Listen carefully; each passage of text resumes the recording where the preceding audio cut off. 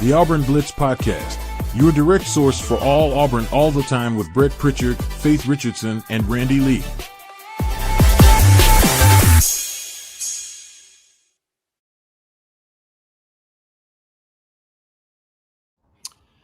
What's up, everybody? Welcome into the Auburn Blitz Podcast here on a Friday morning. We are so glad that you have joined us wherever and whenever it is that you join us each and every day here on the Auburn Blitz and making Auburn Blitz part of your daily Auburn athletic intake.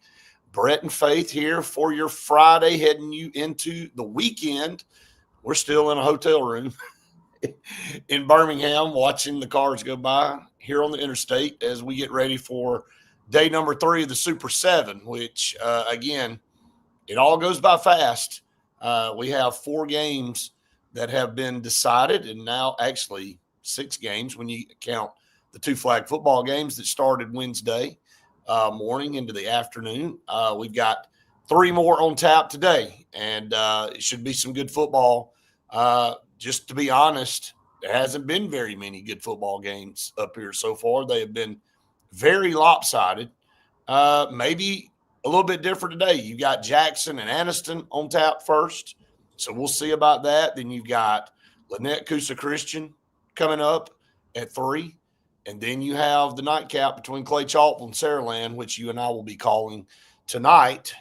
We had the 5A championship game last night with Moody winning that one in a shutout, 25-0 over Viger. So, thankfully, you were in the booth with us last night and not in a driving rainstorm. An unbelievable deluge last night here in Birmingham. Hated it for those 2 programs that they drew that card. You never know what the weather's going to do, but, hey, look, they made the most of it. And, you know, with only 4 pass attempts, actually 5, they had threw one late. Moody wins the game by just running the football. So it was crazy. But good morning. Good to see you, Faith. Good morning. Good to see you too. Yeah, last night was definitely a rainstorm coming down. Glad that I was able to be up in the booth with y'all and actually on the headsets with y'all last night. Unless I would have been here, not able to talk, probably feeling terrible, but really excited to be on the sidelines back tonight for that Saraland Clay Chalkville game.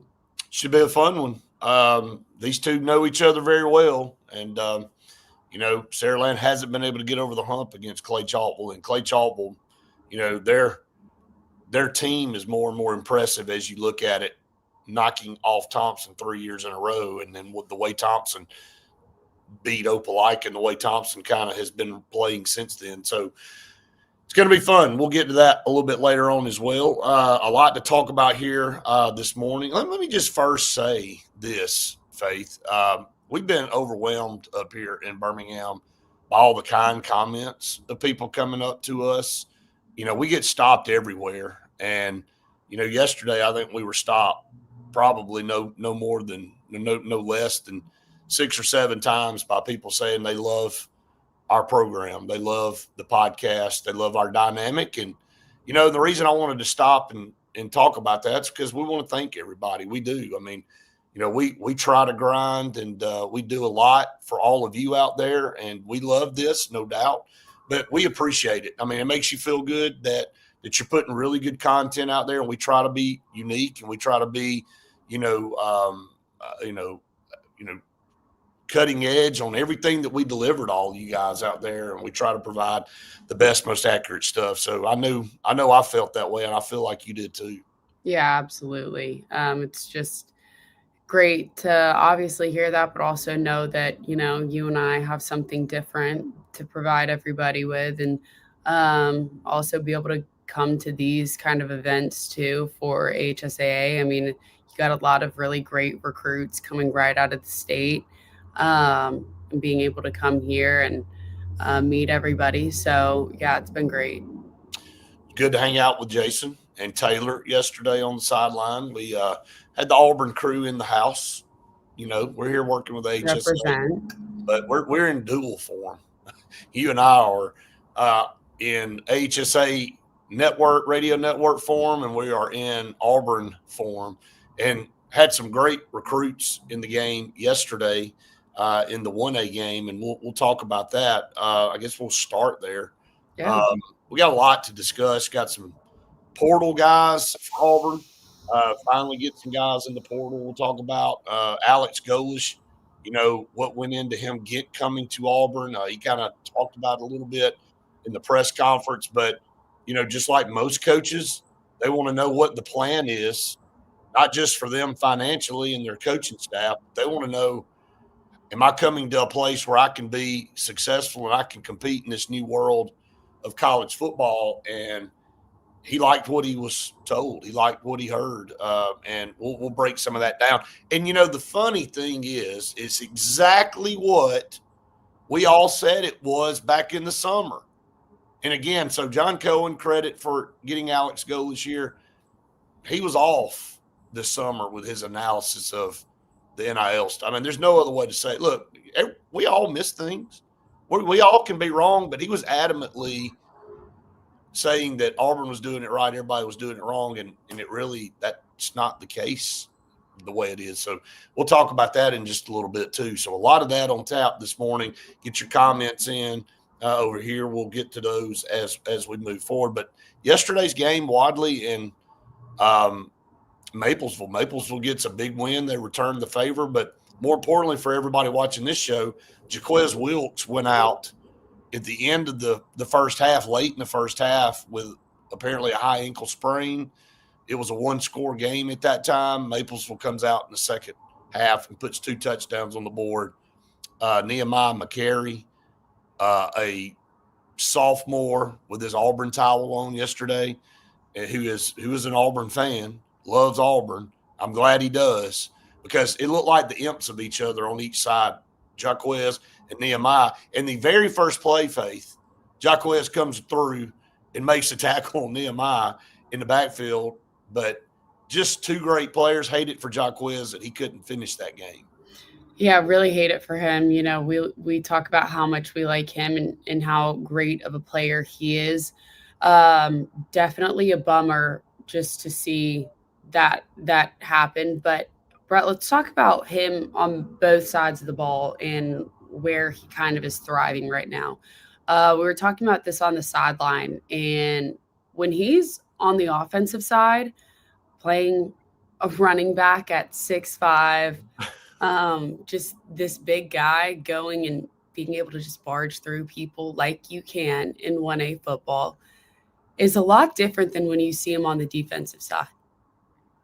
I agree. It's a different mindset. Kind of maybe, I know he's going to be playing defense for Auburn, but not playing his position. Like, he's playing middle linebacker, and you talked about that with him when you interviewed him several months ago. And, his discussion, he even said this. He said, look, I have to play in the middle, because if I line up on one side of the field, everybody's obviously going to run away from me, and they're going to scheme that way. So I have to be in a position where I can get sideline to sideline. We saw that happen in the Viger game last night with Chicken Garrar. Moody said, okay, you can stay over there on that side. We're never coming that way. And they had the offensive line to do it. And he didn't make a play in the game. I don't remember him making a play, which is crazy. Corey told you to remember that name, only refer to him as Chicken. And, I mean, you just didn't hear his name called once, other than if you were talking about how you haven't seen him. Right, exactly. So, so in 1A football with Jaquez, he's had to play, and now he's projected to be more of an edge guy, and he has the frame for that.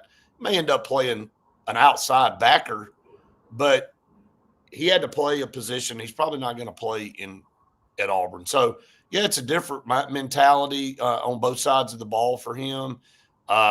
But Nehemiah McCary's a guy to watch. He currently right now in the 28 class is the number 27 player in the country, the number 1 linebacker, and the number 2 player in the state of Alabama in the 28 class. I think Kingston Preer is the number 1 player in the class if my memory serves me correctly, if I'm not confusing which recruiting service we're looking at. But how about that? How about Nehemiah McCary, who is an Auburn guy, and then you got Kingston Prier, who's been high on Auburn. We know he's high on Ole Miss too, but things are completely different over there now, and they're different at Auburn too. But I think definitely being 35 miles down the road from Kingston Prier, I believe Alex Golesh will make Kingston Prier, who's a 5-star and one of the top quarterbacks in the country, a priority. And you should 35 minutes down the road. The only player that Auburn's lost really to anybody, to Alabama really, is Sadarian Morgan. And Sadarian was high on Auburn for a long time. And, just the way this thing kind of was playing out. And did he sign on Wednesday? He did. He did? Okay. He did sign on Wednesday. So Sadarian Morgan making his way to Tuscaloosa now, and he'll be enrolling early. He's done. Now school will be out. He'll go on to January and enroll up there, just like a lot of guys do now. But that, again, Benjamin Russell's been a pipeline to Auburn. And you're going to look at that, trying to get itself back maybe with some of these guys coming up, because Ben Russell's got a lot of guys coming down the line. And then McCary right down the road in Maplesville as well. That's going to be, a guy to watch. And he's an Auburn. You would say he's an Auburn lean right now. Watching last night, Jaquez Wilkes and McCary, you and I both said, wow, it's like we're seeing double right now. Like both sides of the ball, the exact same guys doing the exact same things, and how well, they both were doing it. And I just want to say with McCary, I think because of him still just being a sophomore, right? I don't know if he's going to transfer to a bigger school or something like that. But if he were to, he's kind of at the prime time of like, he's got his name out there, and you can go and get some more experience at a bigger school before going and being recruited and going to potentially an SEC school with how well he's been playing. And, I really see that kid as somebody that has so much potential as just a sophomore making the plays he did last night. That 28 class has got a lot of great players in it in Alabama. Oh, my gosh. We're going to be covering that very, very much over the next couple of years. And, we're going to be up close and personal with, again, we'll blink. It'll be time to go around, Faith, and do the top 10 like you did this year, interviewing the top 10 prospects. Yeah. I mean, you'll really start doing that in the spring, for the 27 class coming up. And, it gives us a bird's eye view. I mean, it's a lot of travel for the two of us to go all over the state. But, with us kind of in conjunction with the HSA Radio Network and our role covering Auburn, we're all over seeing all these different high schools, seeing all these different players in the state. And, we decided to be unique this year and do the top 10. Nobody else did that. Went around, and we even got to more than just the top 10. We hit probably 13 or 14 guys. And, of course, a lot of them didn't come to Auburn. That's not the point. We're going – and some of them did. And so the whole gist is that we're going to go out there and provide you in-depth information on some of these top 10, maybe top 12, 13 guys in the state each year. So you'll have a better look at what they are, what they've done in their career, and kind of what their mindset is moving into college. Yeah, no. I'm really excited about that. That really gave – me, somebody that's not from the state. I know I say that a lot, but seriously, not growing up here, 18 years kind of does make a really big difference of where the pipeline is for student athletes to go to the next level. I mean, seriously, when I'm in Georgia, I know the big schools over there where people are going and going to play college ball at, but here, I get to go and travel all across, and it is a wide range. Today is going to be the first day here at the Super 7 where we went somewhere, Jackson High School, and I got to interview 4, 2 of which were in the top 10. One more was in the top 15, Right. and then the 4th was in the top 25. So definitely a very, very great experience for me, but also just super fun. And can't wait to see some of those guys today. Yeah, I'm excited too. We appreciate it, Hugh. Yeah, I mean we do. We get out here. Nobody logs more miles than the two of us. I can tell Can you. confirm. I will put that up against anybody as far as doing what we do. And somebody came up to us yesterday and said, "My God, y'all literally do a show called On the Road, and y'all are on the road all the time." So, all right, Glenn, appreciate that again. All of you guys. Ronald said, "Good morning. I think if you can keep the core of the team together, I think the new staff can have big success, develop Deuce Knight party." That'll lead us into the next part of what we're going to bounce around this morning. We'll try to get to everything. I mean, a lot to talk about. Auburn's got a basketball game coming up tomorrow against Arizona. Man, a tremendous number 2 in the country, by the way. We won't just scoff at that. So, a couple of guys, Faith, getting in the transfer portal on the defensive side of the ball. Yeah, definitely wanted to talk about Rayon Strader entering the transfer portal. That is one that you and I have some interesting thoughts on. Through 3 years, he's totaled 119 tackles, 31 PBUs, and 3 interceptions. 2024 MAC CB of the Year, All American, or All America and All MAC honors. His dad posted on Twitter last night, "Tried to sabotage my son's career. He'll be like the last 2 cornerbacks who left Auburn that were Thorpe finalists. Politics are the reason why Auburn had their best quarterback on the bench for over half a season. He's definitely leaving Auburn bigger, faster, stronger." So since then, the post has been deleted and the account has been deleted. I posted it on my Twitter, so everyone can go look at that. But Brett, what do you feel about that? When we saw that come across last night, I'm kind of mixed on that. It's, and I agree. Look, we knew the defensive backfield was stacked, and look, you and I really liked Rayon Strader. yeah, I mean, did I mean I think he was fine, and I thought, if anything was consistent on this team, it was the defensive side of the ball, and I thought guys competed hard, for playing time, and I just thought that his day was coming. And look, I get it, from a parent standpoint, sometimes you may say things a little bit brash because it's your child, and then you go, "Man, I probably shouldn't have said that, so let me go take that down." But that's the crazy thing about social media, is that when you push something out, you can go delete it.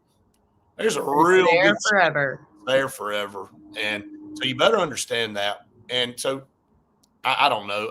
He kind of complimented Auburn, saying, "Look, they had a great, obviously, weight program and did some good things to enhance him physically, but maybe saying he got the shaft when it came to playing time and should have been considered more. And now he's going to go and do big things. And look, I hope he does. I mean, wish him nothing but the best."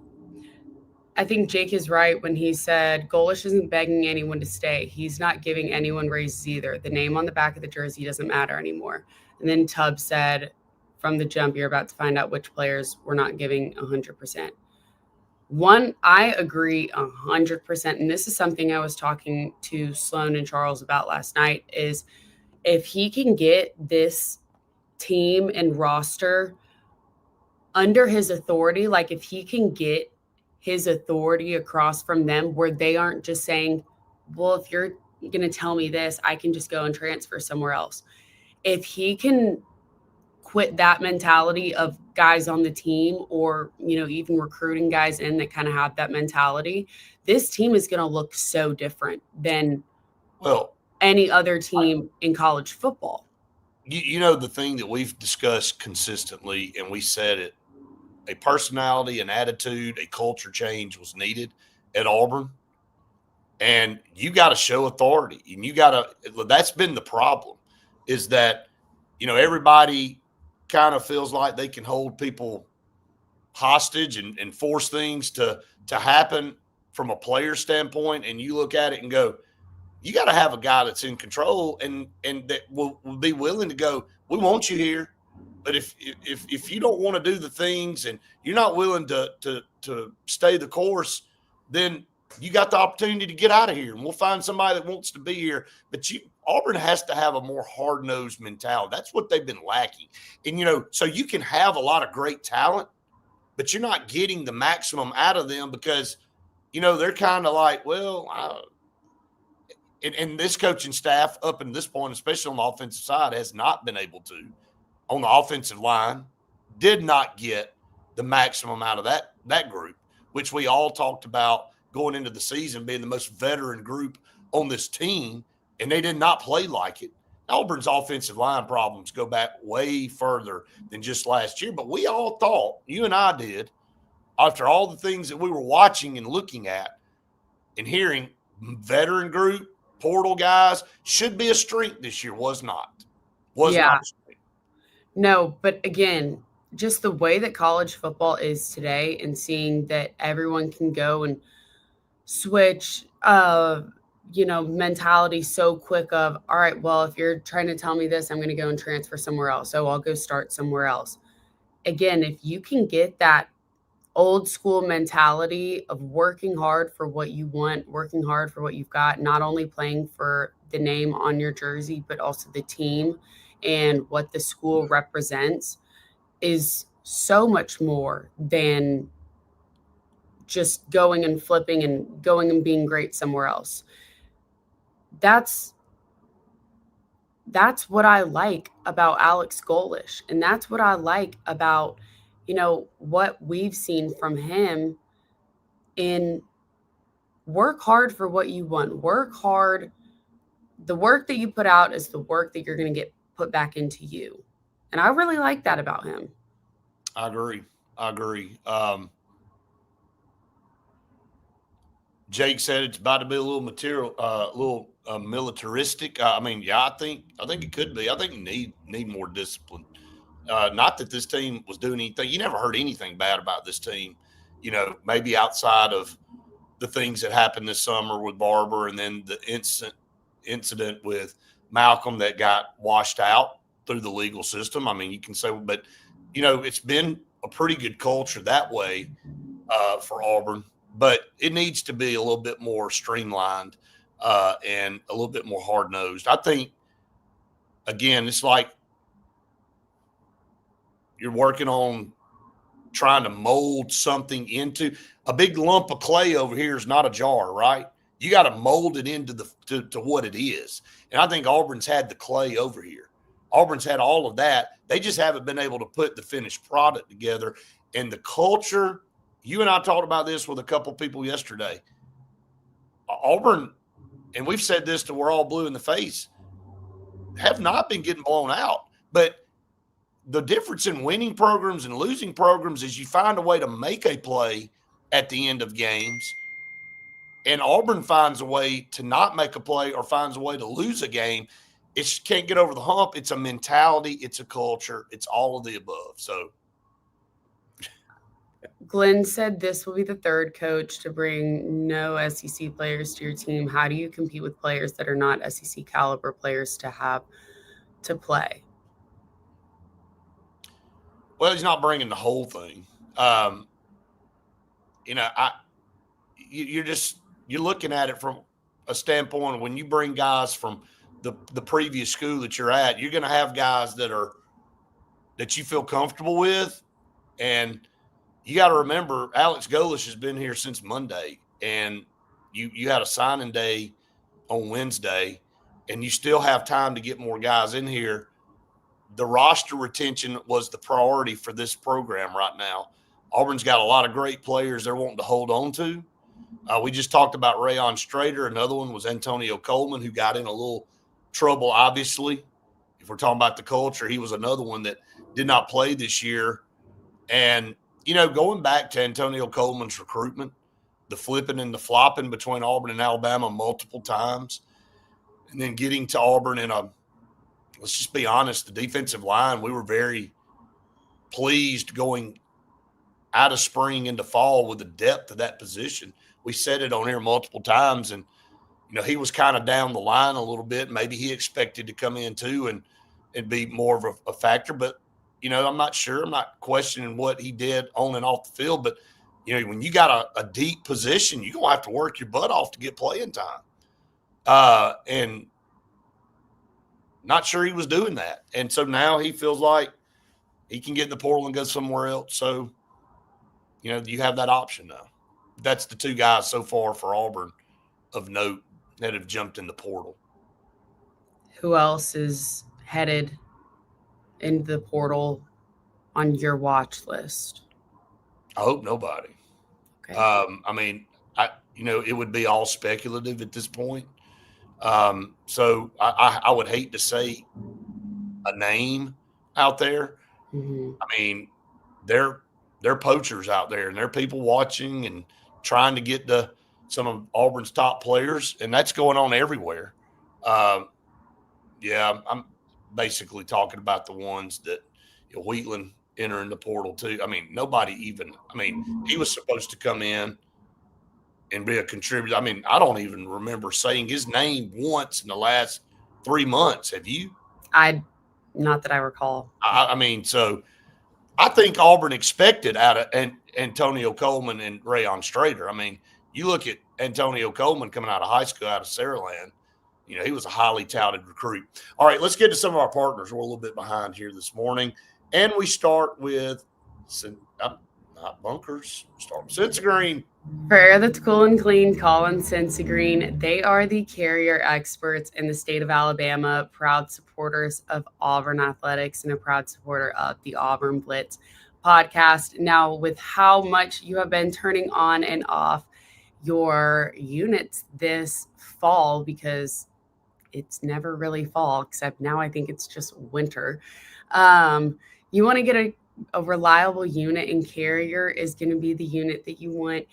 And hey, you want to know the people in your house when they're doing the installs, and Sensagreen are the people that you want. They're not going to rip you off. They're not going to do anything to mess up what you've got. So call on Sensagreen. I'm just going to say this real quick. Looking out the window, it's been solid gray for 3 days and cold as rip. If I had to live in this all the time, your depression level would be off the charts. To wake up to cold, windy, and gray, it's just, I don't know that you can get much more miserable. But anyway, it could be standing in rain at 40 degrees and it be this cold and in this environment. So, yep.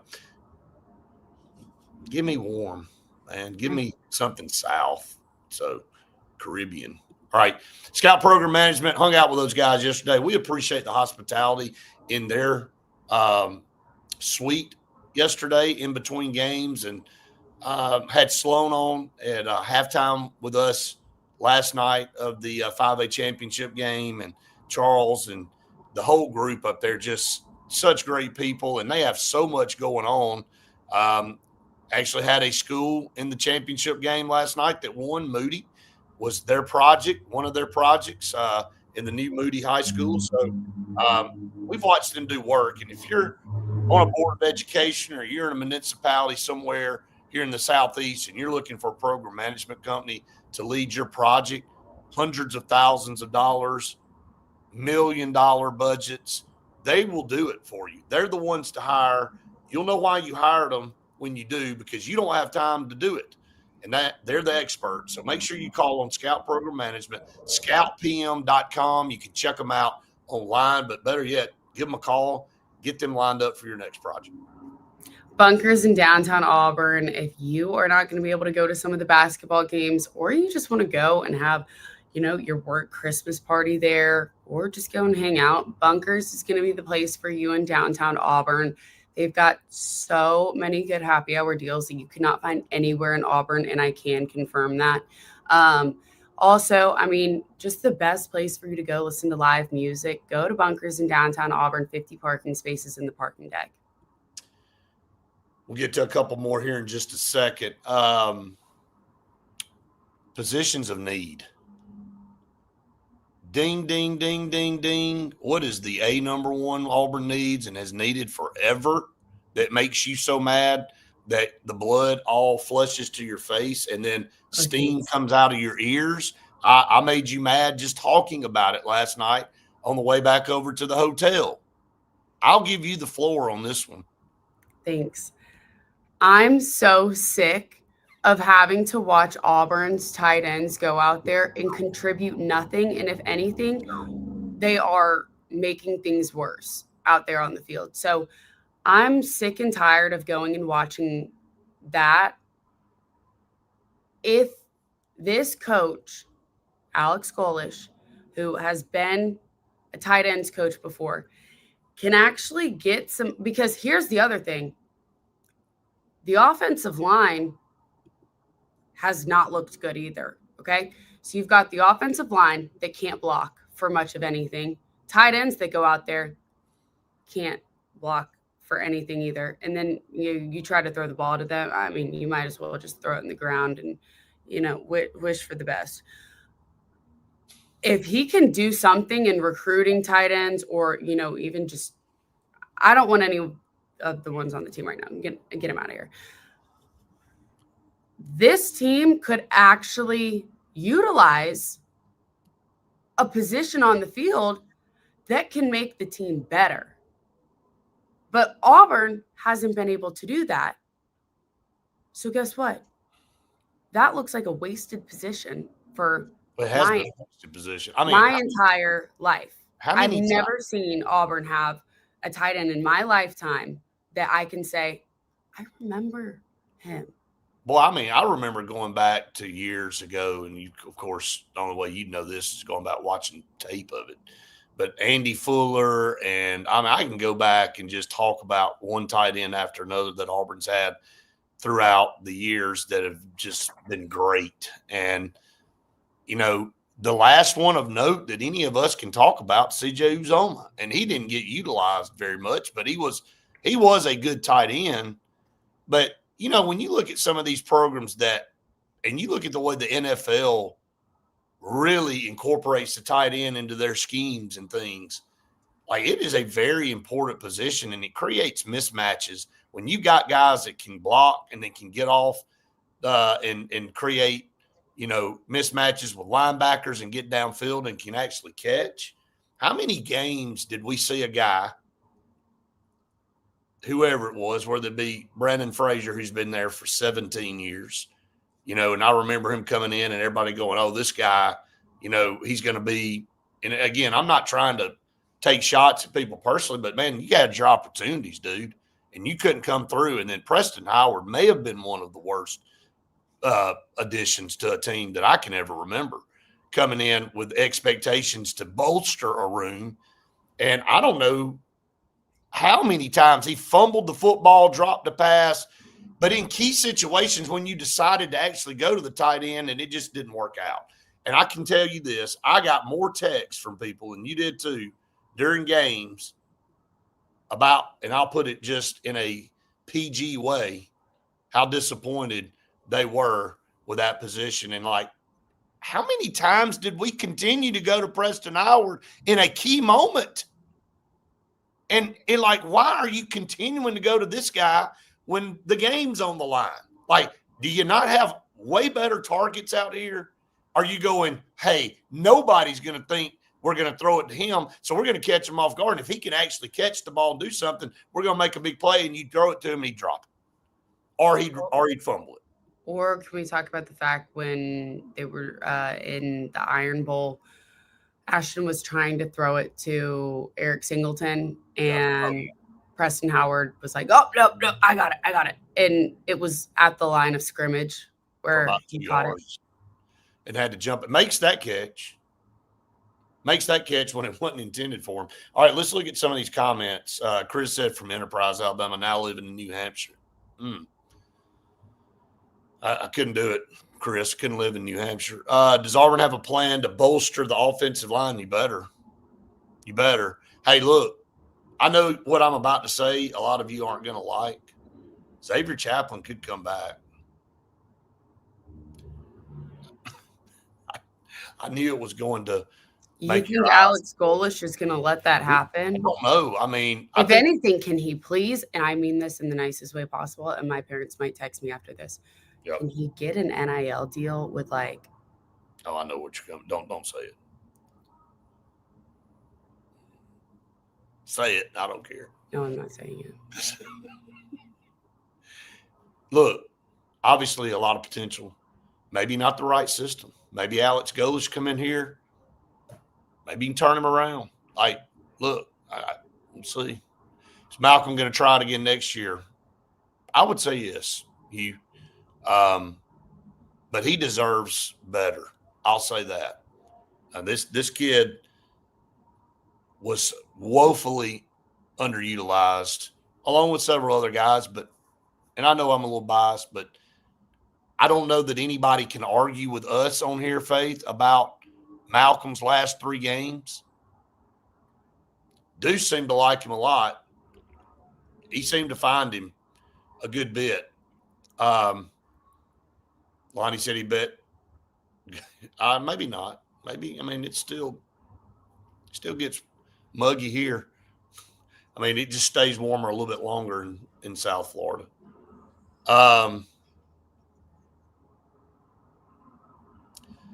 Unanimously, all of you over here, tight end, left tackle, tight end. Lonnie said long snapper. Chris said defensive tackle. Got to add some more. Hey, couple of big ones in this class. Braxton said worst ever, concrete block hands. Couldn't have said it better myself. Like literally 2 big blocks is how you catch the ball. Ryan is still on the team, Chris. Yes. Maybe he can develop. Yeah, Philip Lutz Kirchen. Wes, you're exactly right. Not to sell him like that guy. That's a guy there for you, Faith. I mean, it's really Lutzy was pretty solid. And I remember the one-handed catch against Ole Miss coming across. Yeah. We couldn't do that in a million years right now. I think back to that, and it's like wild. Yeah. Need a discount on him.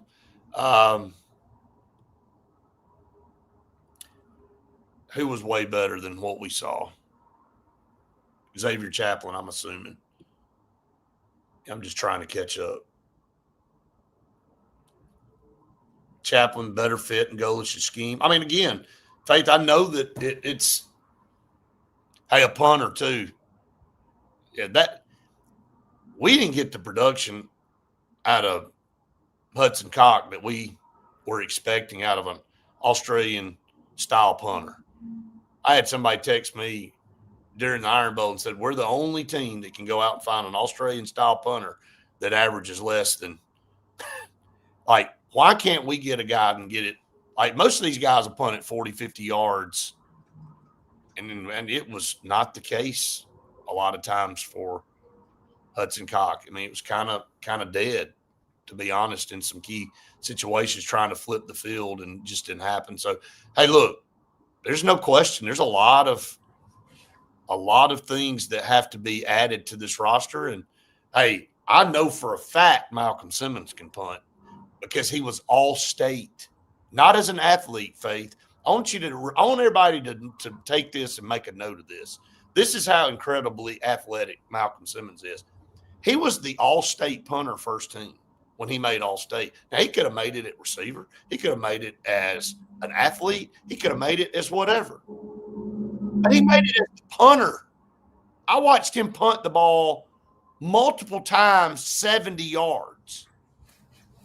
This guy. Malcolm's just a beast. Like, I'll just be honest. And don't care. Like, let me tell y'all a funny story about Malcolm.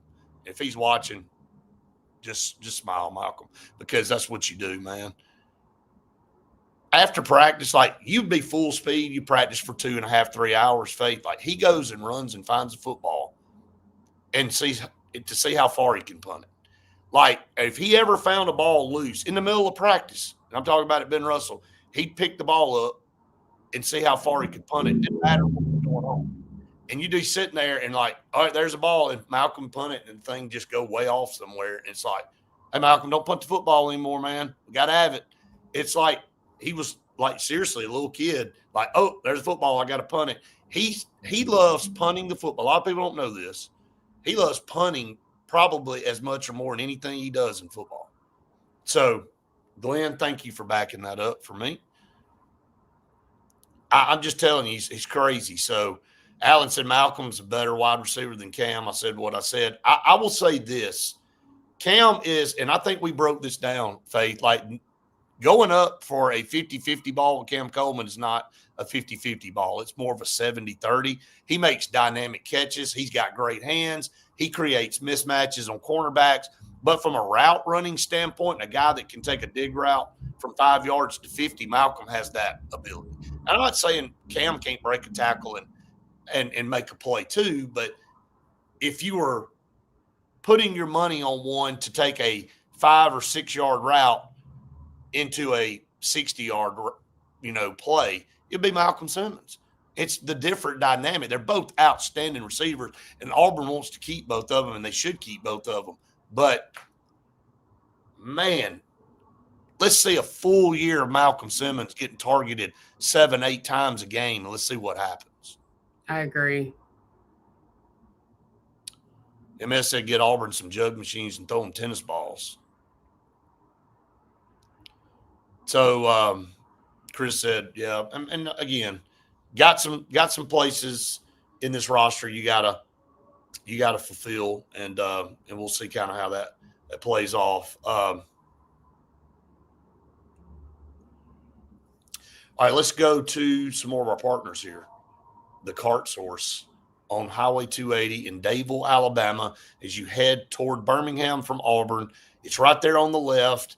Easy Go Cushman Yamaha Club Car. Now's the time into spring. Look, I know a group that just bought 8 for their organization of the People Movers. So if you're a business out there, we don't ever talk about that, Faith. If you got a business that needs to take people around, how many times do we see golf carts in Auburn with a golf cart or with a Cart Source sticker on it?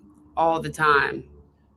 So if you need to transport people, 6 to 8 people, they can get the People Movers for you as well, and they can get them customized for you. Whatever your logo, you can get them wrapped, whatever it is that you need to check them out. The Golf Cart Superstore in Alabama, the Cart Source, 334-231-2205. Oliver Ross, for your bartending needs this holiday coming up, whether it's work convention or just your holiday parties, Oliver Ross is going to be the bartending service for you. If you've got a wedding coming up this holiday season, whatever it is, 20 people up to 20,000, Oliver Ross is going to be the bartending service for you. So call on them, make sure that you've got the right bartending service that's going to keep you and your guest safe and having a good time where you don't have to worry about it. Russell Medical Center is one of the top 3 hospitals in the state of Alabama, and they are connected with the UAB healthcare system in Birmingham and one of the best in the world. And that's what makes Russell Medical Center so great. So if you're looking for top-notch healthcare, great doctors, great facilities, and you don't want to battle big city traffic and the hassle of everything that comes with that, as I watch traffic out here on this interstate just continue to back up. When you look at it from that standpoint, you want things with ease. You want to have, accessibility. Russell Medical Center provides that for you. Check them out in Alexander City for all your healthcare needs. All right. Somebody asked earlier about Jace Matthews, who is still hanging out and supposedly making a decision today. I'm worried about it. I'll be honest. I know that he's been committed to Auburn. I know that the staff's probably working it hard right now trying to get, but I don't know. I hope I'm wrong. When you don't see the output on the field, what do you expect? It's a new staff though, so maybe that could be something that it's not over till it's over. Maybe LSU today. I don't know. What time? I don't have it in front of me. Let's see. 2:00. Okay. I found it quick, didn't I? 2:00, and just trying to look right here real quick. So maybe, yeah. Am I going to accept the Penn State job? I would. I would do it for a couple of years, just to get a great, because I would be fired just like everybody else, but everything would be taken care of at that point. So wouldn't have financial worries anymore. Just sign that one big one. So hearing that Trent Henderson could flip back to Auburn, look, there's a lot of work that's going to be done. I think this staff's got to prove some things to some guys. So yeah, it's a lot to digest, and we'll see. But again, we'll keep you posted on things as things come along. We'll see how it all goes. But yeah, Trent Henderson was a big time prospect Auburn was high on, and maybe Auburn can still get some of these away from some of these other people. So I won't go into the Lane Kiffin discussion anymore, but man, every single day he is just getting obliterated. Just his character, not from a coaching standpoint, but just I think nobody has anything good to say about the guy, and he's earned that reputation. I mean, so whatever. The one thing you got is your character. So Cam Newton, that was funny. that was pretty good. So, all right, that's going to wrap us up here this morning. It's a lot of you watching, and we appreciate all of you so much. Thanks again to all of you that come up to us and tell us how much you enjoy watching the program. It means a lot to us. It really does to hear that. And we're going to continue to grind every single day here for you on the Auburn Blitz. Hey, I don't do a sales pitch on here very much, but we've got some great partners, obviously. If you want your business part of Auburn Blitz, reach out to me and Faith. Faith is our director of sales for R&B Media, and she's doing a phenomenal job. And we hear all the great things from our partners about the return that they're getting from the eyeballs that watch our show. And so, and we try to get out there again and come to the places of business and be on site, to really help bolster what they do. So Faith, I know you want to back that up. Yeah, absolutely. Very, very grateful for all of the partners that we have. We were with some of them yesterday, Sloan, Charles, y'all are awesome. I mean, love hanging out with y'all. And again, that's just, we get down on that personal level with all of our partners and become, partners in all of this. It's not advertisers. It's not anything like that. It's people that we really trust and people that we believe in their product and use their product. So Yes. Yeah, very, very grateful and thankful for everyone.